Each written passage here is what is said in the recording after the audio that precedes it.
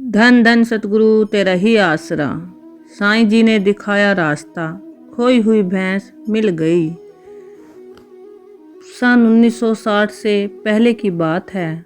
मैं पूज्य बेपरवाह मस्ताना जी महाराज के सत्संग में अक्सर ही जाया करता था। मेरे सत्संग में जाने पर मेरे गांव वाले मुझे बहुत चिढ़ाया करते थे कि यह रोजाना ही सत्संग में चला जाता है, घर का कोई काम नहीं करता। और मेरे परिवार वाले खुद भी मुझे सत्संग में जाने से रोका करते थे। उन्हीं दिनों की बात है, एक दिन मैं खेत में पानी लगाने गया हुआ था। पानी की हमारी रात की बारी थी। रात भर मैं खेत में ही रहा। सुबह जब मैं घर पर आया तो घर वालों ने बताया कि अपनी भैंस पता नहीं कहाँ चली गई है। रात को या तो वह अपने आप खूंटे से खुल गई है या कोई चोर उसे खोलकर ले गया है। मैं उसी समय ही अपनी भैंस की खोज में निकल पड़ा।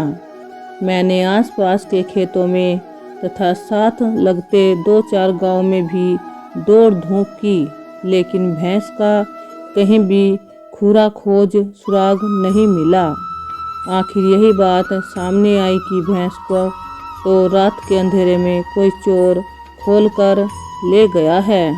भैंस अगर अपने आप खूंटे से संकल्प उड़ाकर निकलती तो आसपास के खेत वाले या कोई न कोई गांव का आदमी बता देता। भैंस चोरी हो जाने वाली बात सारे गांव में फैल गई। लोग हमारे घर पर इकट्ठा हो गए। प्रेमी जी बताते हैं कि मेरे पिताजी खुद एक खोजी थे।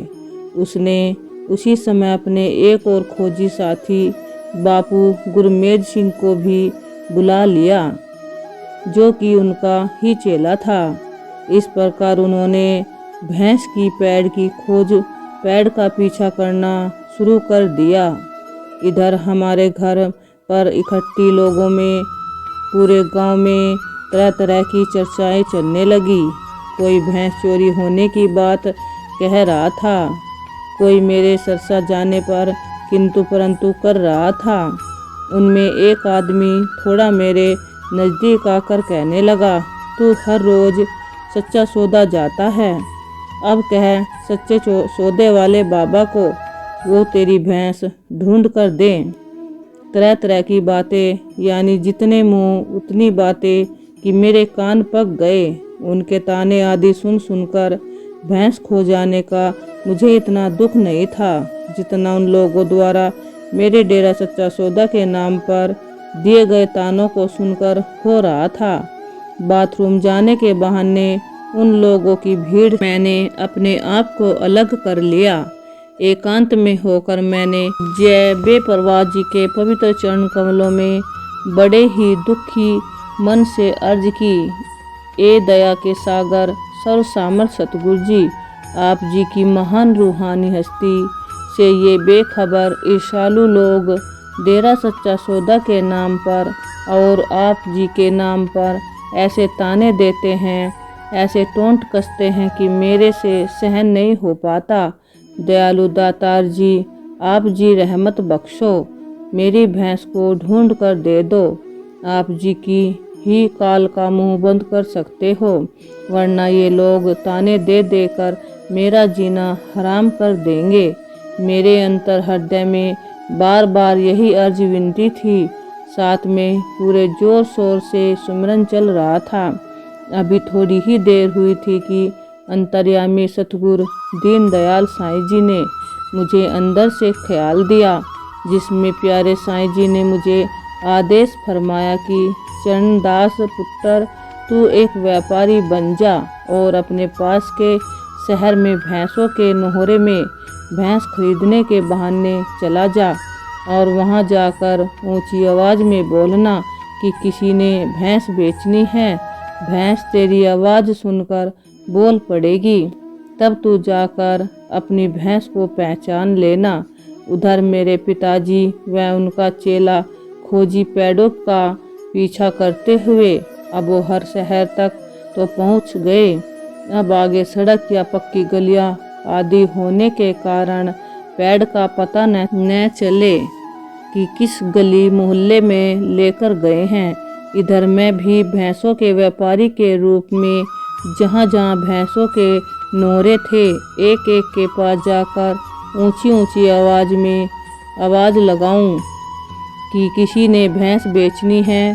तो 2-3 नोहरों से तो हमारी भैंस की कोई आवाज़ नहीं सुनाई दी, लेकिन जब मैंने एक और नोरे के पास ऊंची आवाज़ लगाकर कहा कि किसी ने भैंस बेचनी है, तो उस नोहरे से मुझे हमारी भैंस के रंभाने की आवाज़ सुनाई दी। वह बेचारी जोर जोर से रंभा रही थी। मैं उसी समय छलांग मारकर दीवार पर चढ़ गया और इस तरह उस नोहरे में चला गया। मैंने अपनी भैंस को पहचान लिया। अब भैंस ने मुझे पहचान लिया। वह मेरे पास आने के लिए संकल तुड़वाए, जोर लगाए। मैंने नोहरे के मालिक से कहा कि तुम हमारी भैंस को चुरा कर लाए हो। इतने में मेरे साथ वाले भी वहाँ नोहरे में पहुँच गए। हमने उससे कहा कि हम थाने में जाकर भैंस चोरी की रपट दर्ज करवाते हैं। हमें वहाँ देखकर वह पहले ही भयभीत हो गया था। थाने का नाम सुनकर वह और भी ज़्यादा डर गया। उसने अनुनय विनय करते हुए हाथ जोड़कर क्षमा मांगी और कहा कि आप थाने मत जाएं, शहर में मेरी मिट्टी पलीत हो जाएगी। आप अपनी भैंस भी ले जाएं और जो दंड, जुर्माना या हर्जाना भी आप लगाएंगे, मैं वह भी अदा करने को तैयार हूँ, पर आप अपने थाने न जाए। मेरे साथ कुछ सयाने बुद्धिमान लोग भी थे। उन्होंने मेरे साथ राय की कि अपनी भैंस मिल गई है, फिर अपने को क्या ज़रूरत है थाने वगैरह जाने की। इसने चोरी की है, इसका जुर्माना इसको ज़रूर लगाना चाहिए। अपने को जो इतनी परेशानी हुई है, इस तरह से जो भी मेरे साथियों ने उसे दंड निश्चित किया, उसने बगैर कोई किंतु के वहन किया और हमें सबको जलपान आदि करवाकर यह वायदा करके विदा किया कि आगे से वह ऐसी चोरी चकोरी का काम कभी नहीं करेगा। सर्व सामर्थ्य सतगुरु सच्चे साईं जी ने मुझे स्वयं ही रास्ता बताया, स्वयं ही भैंस ढूंढ कर दी और अपने इस निमाने सेवक की लाज रखी। जो लोग तरह तरह के मेरे पेट पर टोंट कसते थे, साईं जी की कृपा से सबकी बोलती बंद हो गई। सच्चे सतगुरु साईं जी, मस्ताना जी, बेपरवाह जी ने सबके मुंह पे जैसे ताले लगा दिए हों। हाँ यार, इसका बाबा सच्चे सौदे वाला तो करने वाला बाबा है, बड़ा जानी जान है। इस तरह वो ही लोग पूज्य साईं जी की सिफत करते हुए सुने गए। सतगुरु जी के उपकार कभी भुलाए नहीं जा सकते। धन धन सतगुरु तेरा ही आसरा।